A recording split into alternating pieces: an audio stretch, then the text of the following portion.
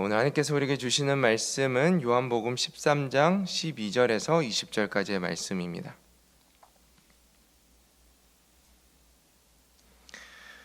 요한복음 13장 12절에서 20절까지의 말씀 한 절씩 교독하시고 20절 말씀 함께 읽도록 하겠습니다. 제가 먼저 읽겠습니다. 그들의 발을 씻으신 후에 옷을 입으시고 다시 앉아 그들에게 이르시되 내가 너희에게 행한 것을 너희가 아느냐? 너희가 나를 선생이라 또는 주라 하니 너희 말이 옳도다. 내가 그러하다. 내가 주와 또는 선생이 되어 너희 발을 씻었으니 너희도 서로 발을 씻어주는 것이 옳으니라.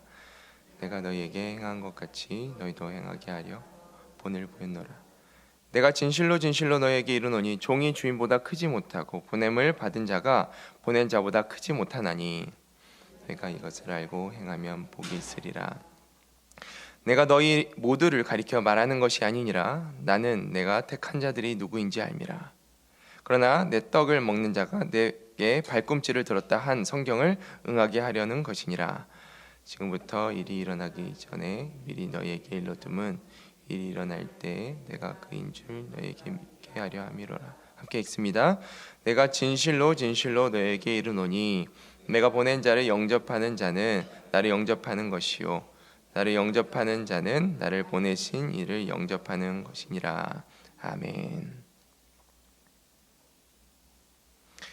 네, 오늘 말씀은 예수님께서 제자들의 발을 씻으신 그 유명한 사건 이후에 성김과 이 겸손의 본을 보여주시면서 제자들에게 어떠한 실천을 해야 되는지 말씀하시는, 또 권면하시는 내용입니다. 우리 한 절씩 보면서 또 주님의 마음을 깨달아가는 시간 되기를 소망합니다. 그들의 발을 씻으신 후에 옷을 입으시고 다시 앉아 그들에게 이르시되 내가 너희에게 행한 것을 너희가 아느냐. 예수님께서 제자들의 발을 씻으신 이후에 이제 겉옷을 다시 입으시고 자리에 앉으셨습니다. 그리고 그 발을 씻어주신 그 행위에 대해서 그 의미를 가르쳐 주시고자 지금 이제 질문을 하고 계시는 것입니다. 내가 너희에게 이렇게 행한 것을 아느냐? 왜 이렇게 발을 씻었는지 너희가 알고 있느냐? 제자들은 이제 표면적으로는 발 씻김을 이렇게 경험을 했는데 아직 그 깊은 의미를 깨닫지는 못하고 있었습니다. 그래서 예수님께서 이 행위가 단순히 육체적인 섬김이 아니라 그냥 친절이 아니라 영적인 의미를 담고 있다라는 것을 지금 말씀하시고자 하는 것이죠. 13절 말씀입니다. 너희가 나를 선생이라 또는 주라 하니 너희 말이 옳도다. 내가 그러하다. 지금 예수님께서 자신이 누구이신지 한 번 더 확증하면서 말씀하고 계십니다. 제자들이 예수님을 향해서 선생이다, 주님이시다 이렇게 부르고 있다라는 거예요. 그런데 그 말이 맞다. 스승의 의미가 무엇입니까? 선생의 의미가 무엇입니까? 당시에 이제 랍비와 같은 의미로 이제 성경을 가르치는 자로 사용되었는데 예수님께서 이 땅에 오셔서 하신 것이 율법을 가르치시고 하나님 나라의 복음을 그 누구보다 선명하게 설명하시고 가르쳐 주셨다라는 거예요.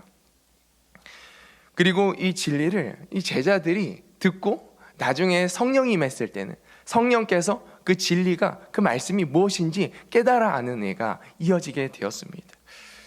하나님의 그 진리를 가르치시는 분, 이것이 예수님께서 하시는 역할입니다. 오늘도 예수의 영, 그 성령께서 우리 안에 함께하고 계십니다. 우리가 말씀을 읽을 때, 말씀을 들을 때 그 성경, 그 진리가 깨닫게 하시는 것, 그것이 우리 안에 계신 성령 하나님, 예수 그리스도의 영이 하시는 역할인 것이죠. 예수님은 우리의 참 스승 되신 줄로 믿습니다. 그리고 예수님이 주인이라, 예수님이 주님이시다라고 이제 고백했다라는 거예요. 이 주님의 의미가 이제 주인, 지배자, 권위를 가진 자라는 의미입니다. 무엇의 주인 되십니까? 우리 예수님은 온 세상의 주인 되십니다. 그리고 나의 주인 되십니다. 믿는 자의 주인 되십니다. 예수님을 주라고 고백하는 것은 단순히 예수님 듣기 좋으라고 이제 존칭하는 것이 아니고 정말 예수님이 내 삶 가운데 주인이십니다. 그래서 예수님께서 하시는 말씀 내가 따라 행하겠습니다. 이 순종의 삶이 따를 때 정말 예수님께서 우리 삶의 주인 됐다라는 것을 우리가 삶으로 증명하는 것이죠. 우리가 그런 삶 살기를 원합니다. 우리에게 말씀하시는 하나님의 음성 듣고 그 말씀에 순종함으로 정말 하나님이 우리 삶의 주인이십니다 고백하는 우리의 삶이 되기를 소망합니다. 14절 말씀입니다. 내가 주와 또는 선생이 되어 너의 발을 씻었으니 너희도 서로 발을 씻어주는 것이 옳으니라. 내가 너희의 주인이고 또 이 온 땅의 주인이고 너희의 고백처럼 내가 선생이다.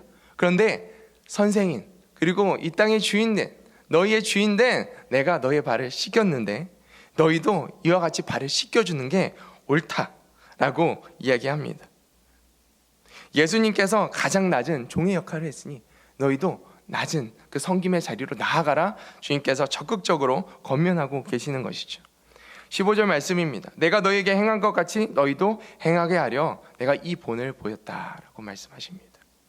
예수님은 단순히 가르치기만 하시는 것이 아니라 친히 본을 보여주셨습니다. 이것이 제자는 우리가 따라야 될 삶의 모범이고 방식인 줄로 믿습니다. 교회 공동체가 지녀야 될 핵심 가치인 것이죠. 우리가 겸손하게 예수님처럼 그 낮은 자리에 나아가서 낮은 자리로 내려가서 섬기는 것, 그것이 우리가 행해야 될 모습인 줄로 믿습니다.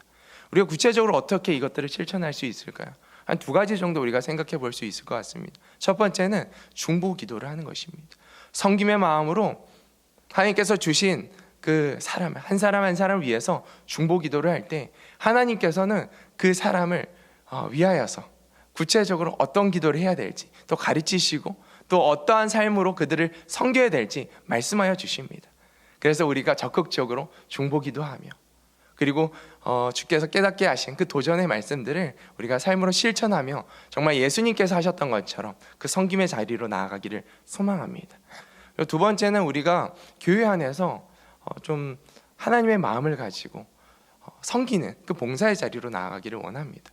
하나님께서 이 주님의 몸된 교회 가운데 도전하시는 부분들을 우리가 순종함으로 예수님께서 하셨던 것처럼 우리가 순종함으로 섬기며 나아갈 때 우리의 삶을 통해서 살아계신 하나님께서 나타나시고 하나님께서 기뻐하시는 삶이 될 줄로 믿습니다.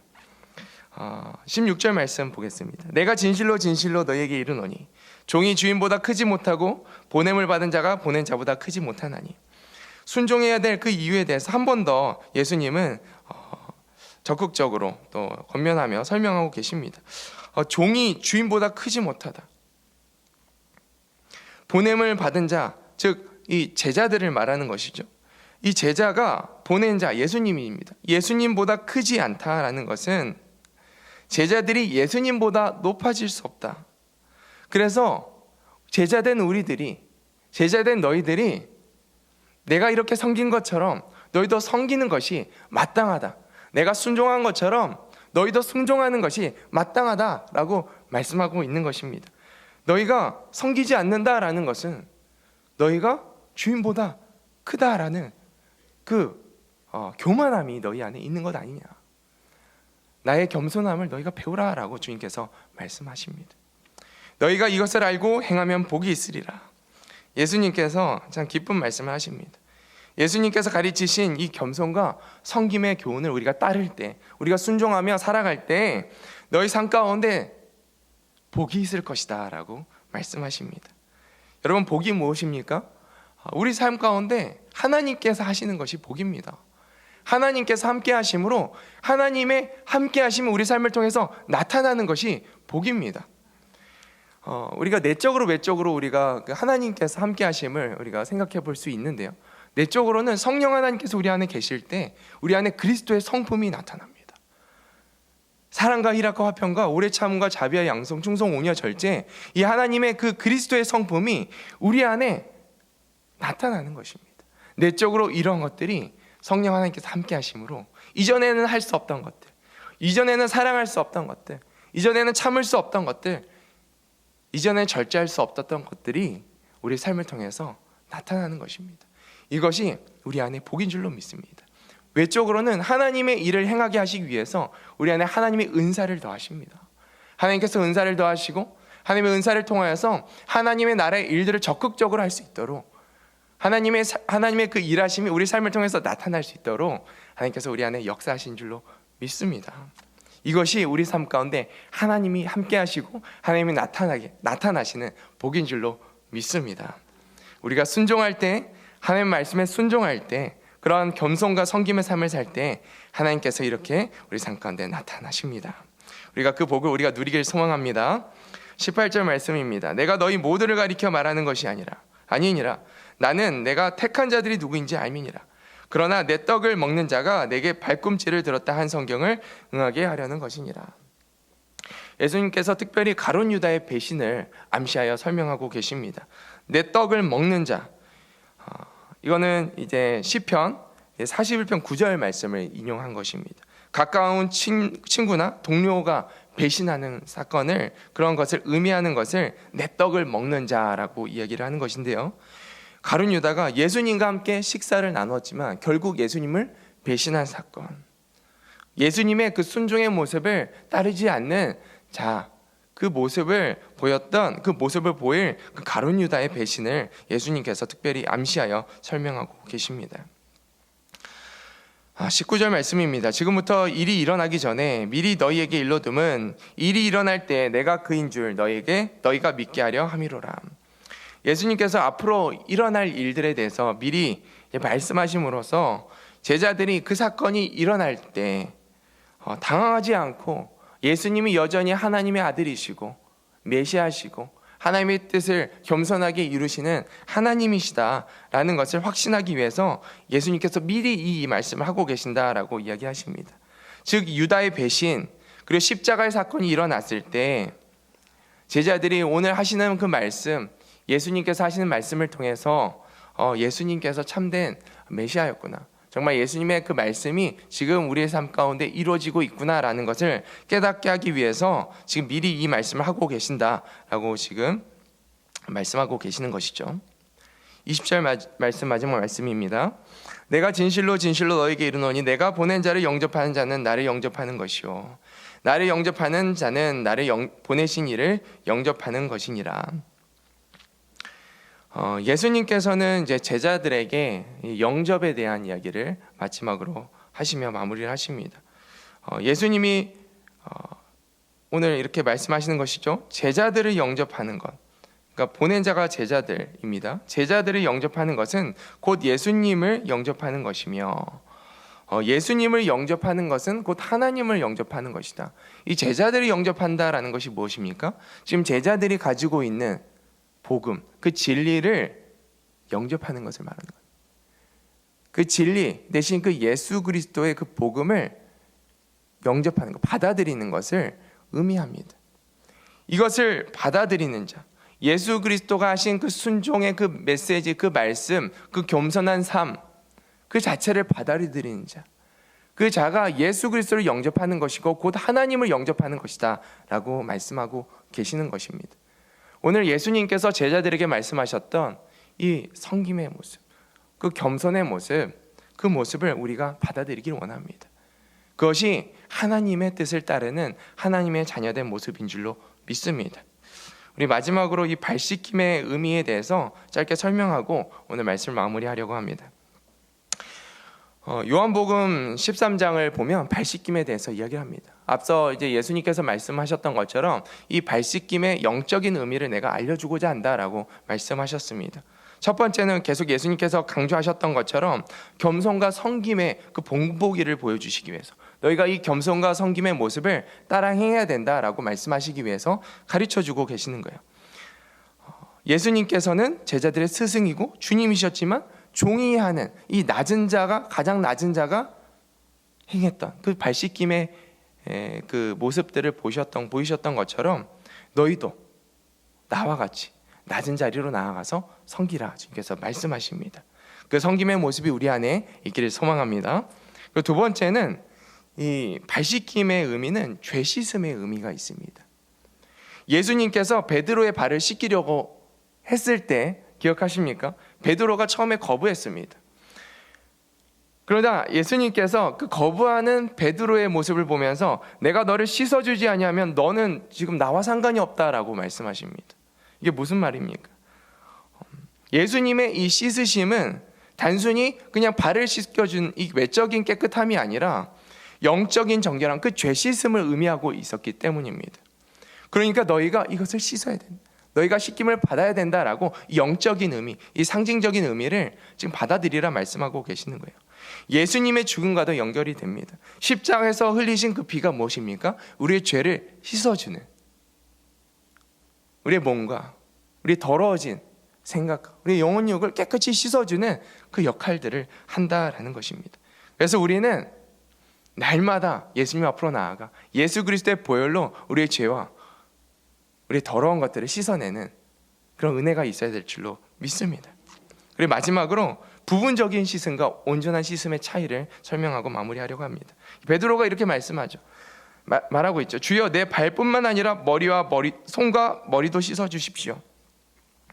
그렇게 말을 하니까 예수님께서 이미 목욕한 자는 발밖에 씻을 필요가 없다라고 이야기합니다. 다시 말해서 예수님의 그 구원을, 예수님의 그 죄사함을 한번 받은 자는 완전히 목욕했다, 완전히 씻김을 받았다라고 이야기하는 거예요. 세상을 살아가면서 이제는 너희가 발을 씻는 것, 죄사함을 받은 하나님 나라의 자녀가 되었지만 살아가면서 우리가 죄 지을 때마다 잊지 말고 발을 씻는 것처럼 너희 마음도 주 예수 그리스도의 보혈로 날마다 씻는 그런 일들을 행해야 된다라고 주님께서 가르쳐 주시고 계시는 겁니다. 우리 안에 예수 그리스도의 보혈로 구원받은 줄로 믿습니다. 하지만 우리 안에 우리가 죄가 찾아왔을 때 그것들을 간과하지 않고, 그것들을 무시하지 않고 즉시 회개함으로 발을 씻는 그 은혜들이 우리 안에 있기를 소망합니다. 그래서 날마다 정결함으로 주님과 동행하시고, 날마다 그 정결함으로 하나님의 뜻을 깨달아 하시고, 순종함으로 하나님이 우리 삶 가운데 나타나는 그 복을 누리는 우리 모두가 되기를 축복합니다. 기도하겠습니다.